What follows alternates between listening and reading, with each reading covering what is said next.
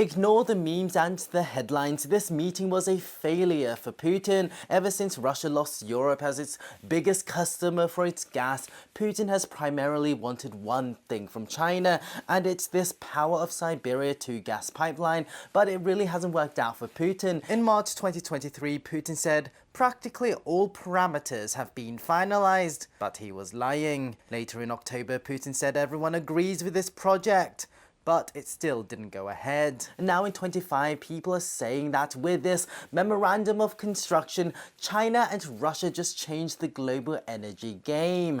Sure it has. So background, this new pipeline will allegedly supply 50 billion cubic meters of gas to northern China each year from the gas fields which once supplied Europe. This would be a huge deal for Russia for number one, propaganda purposes, so they can say that the global south no longer needs the west, and number two, Russia needs all the revenue they can get to supply their failing economy. To show the success of this high-profile meeting between Xi and Putin, Russian media TASS reported the chief executive of their state-owned Gazprom company saying that these talks are now just merely focusing on financing of construction and commercial terms of supply, ignoring the fact that these have been the main stumbling points for years now. However, concerningly, Chinese media has been very muted. Why? Well, Victor Gao, the chair of China Energy Security Institute, he said to Financial Times that this may be a signal of intent rather than an agreement already reached. The result? Investors dumped Gazprom shares, wiping off 100 billion rubles from its capitalization. So it seems that this latest memorandum involving Russia